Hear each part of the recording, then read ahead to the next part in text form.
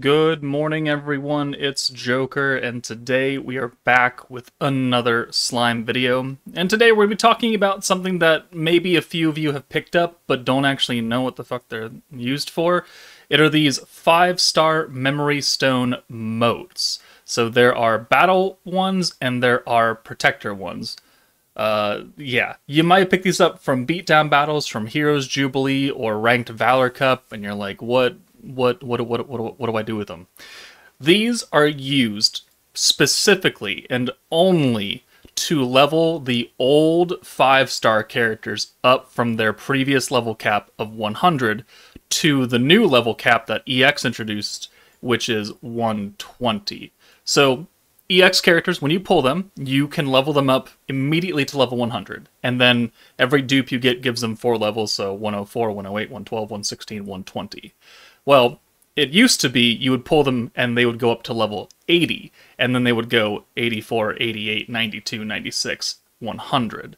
And so, all of the old 5-star characters that released prior to EX could cap out at 100. But when EXs came out, they were like, hey, let's give the old units a little bit extra bump. And so now, if I have a level 100 Dark Shinsha who's capped out, I could now use these special motes alongside Rainbow Shards to then give her the additional levels to get her to the 120 maximum level cap. And that's the only thing they're used for. You do not get anything, you don't get extra new abilities when you do this. It simply gives them more basic stats. So it's really just a whale thing. Like, if they got extra skills or they got buffs to their skills or something, if they got like extra ult damage, it would be a little bit more impactful, but it purely is just a basic stat upgrade. So these motes, while cool leveling up old 5-star characters, there are not a lot of old 5-star characters that really need it, if really any, especially if you don't have any at level 100, because they've kind of served their use. There are good support characters, which we'll talk about, but for the most part, if you have these and you have no characters at level 100, it's not really a big deal.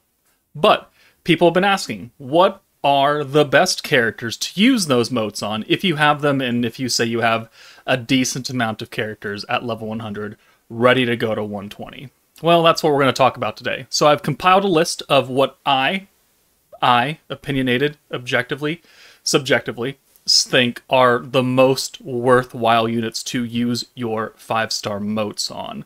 And because it's my list and it's subjective, it's going to vary greatly from person A all the way to person triple Z down at the very end. We all have our opinions on what we think is impactful and what is useful, so this is a guide, it's informational, it's not the law, just it's what I think is useful.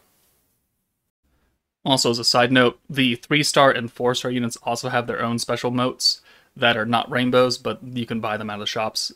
Except for the Salamander and maybe a few 4-stars, there are not really that many you need to work on. So I don't really recommend putting any currency into this. The Salamander would be your best protector bet for lowering pierce resistance, and then your best like 4-star option would be the summonable Wind Gobta. Where is he? Right here. Because of his skill to cleanse or make you immune from poison and give you poison evasion for one character he's underneath. So those are the only 2 characters I really think about as far as 4-star is concerned. Okay, here is the list, and we will talk about each category separately, but my opinions, whatever, the big 3 slash skill point 3. So Gazel, Earth Millum, Dark Millum.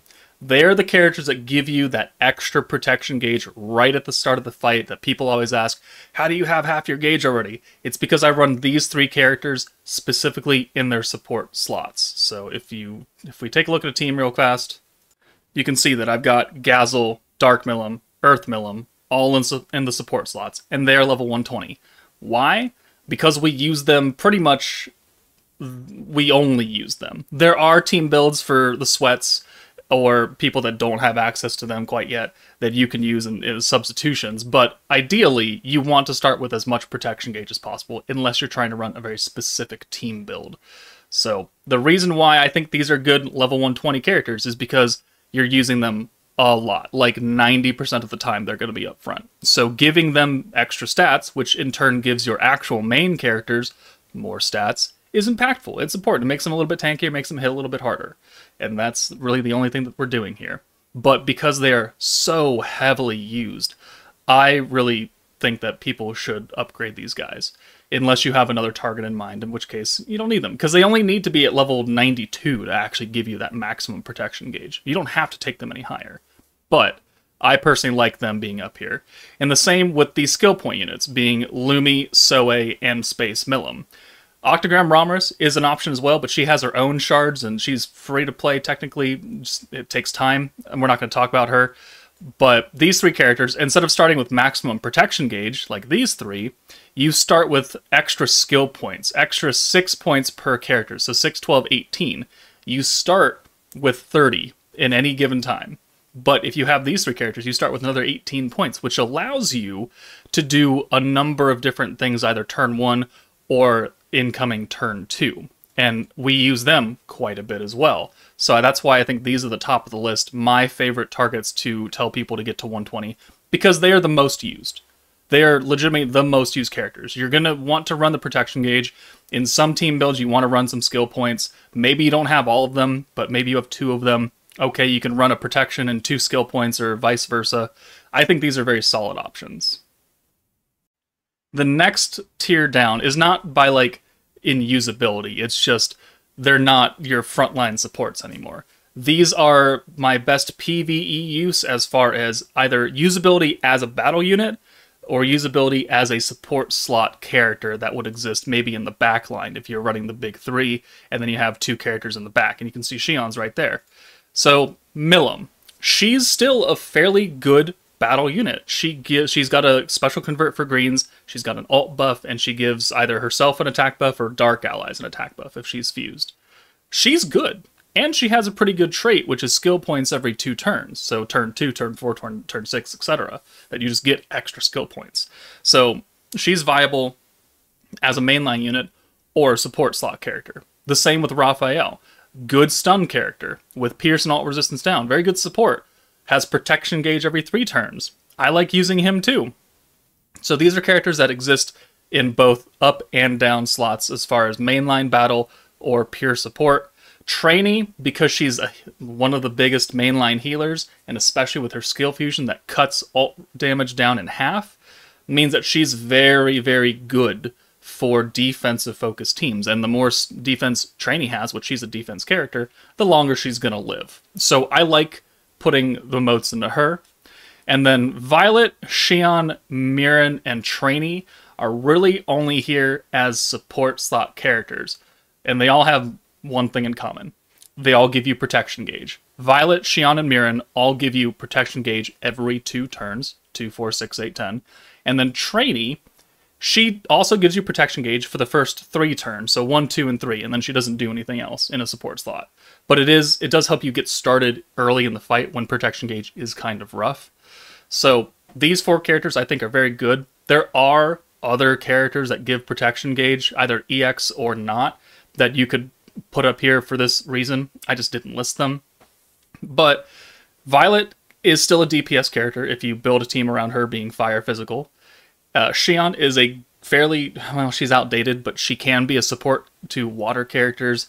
Mirren, I think, has the least use case out of all of them, but she's quite defensive. When you pair her with Earth Trainee, they're quite tanky.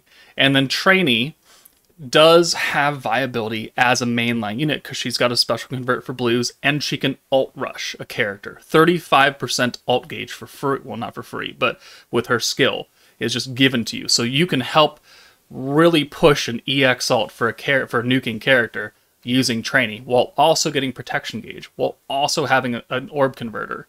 So that's why she's up here, best PvE use. These ones are really good in my opinion.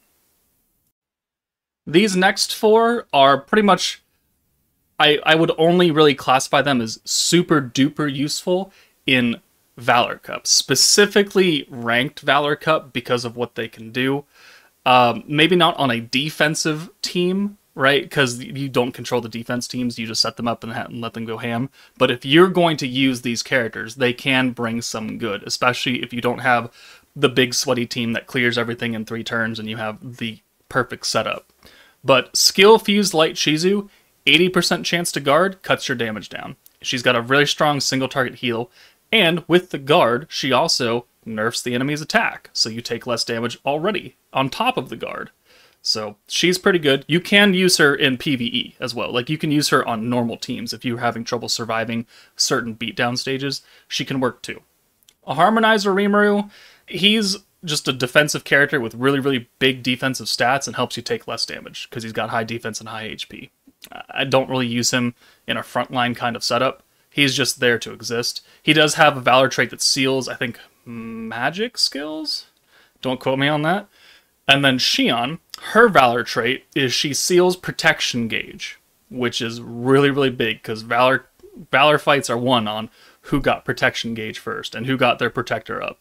So by sealing that, you prevent the enemy from using it, which can save you an extra turn or two. And then, I can't believe I'm talking about him, Maid Rimuru is used for a lot of defensive focused strats because he's got defense and he's got guard power. People have found a use for him. I personally have never used him. Well, I've used him maybe once for his own video specifically, but I never actually intentionally run Maid Rimuru myself. But I do recognize that he does have pretty good value on defensive focused Valor Cup teams.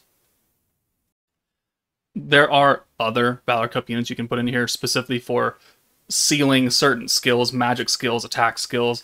They don't really, I think, need dupes, though. And technically, I don't think these characters need dupes either, at least to the level 120. But people do find them useful in Valor Cup, so I wanted to give them a mention.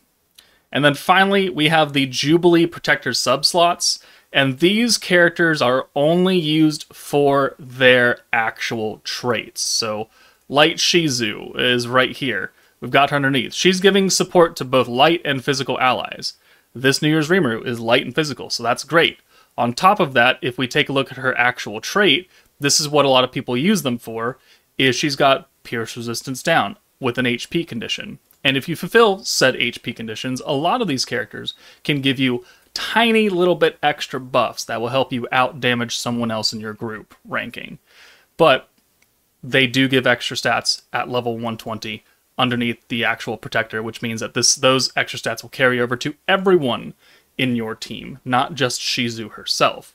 So it makes the entire team better. But they are dependent on what kind of team you're running. Are you running a light physical? Are you running a dark magic? Are you running a wind magic with a crit focused? Like, the traits are very, very specific, and the buffs are very, very specific. So it's really tailored to what kind of team you happen to be running at that specific time. So it's going to vary, because Jubilee fights, there's only 3 normal stages and there's only 2 boss fights.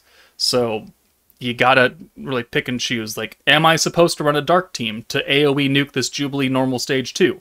Yeah, okay, well maybe Veldora is good. Am I going to use a fire team that's physical based, like Commander Shizu? Well, then Toa is probably going to be pretty good there, because she's buffing fire and physical. It's very, very dependent, but all these characters do have fairly solid traits, and they're buffing not only that, but they're buffing 2 different types of skills. They're buffing an element, and they're buffing a physical or magic team. So, Space Rammers and Space Guy, both buffing space, but Rammers is buffing space magic. Guy's buffing space physical, so you need to offset. Am I using a physical space unit like Warrior's Mind Lumi or Warrior's Mind Violet? Or am I using a space physical or space magic team with who's space and magic? The Xion, right? She's space magic. They came out in the same meta. It's very, very dependent. But I have all these characters done because I find uses for them in whatever Jubilee normal stage happens to want said team. But that is my very basic overview of characters that I think are good to use your motes on. Again, it is purely just raw stats. There are no other additional benefits that using those rainbow motes on these characters gives them. It just makes them a little tiny, tiny, tiny bit better. Hopefully this video helped you out, though. If you have other questions, there are a lot of other units you can put in these slots besides the top one that would make sense, so like, don't be alarmed. There are other options. But if you have any other big ones that you think I'm missing, let me know in the comments below. But that's it from me. Take it easy, guys, and I'll see you all later.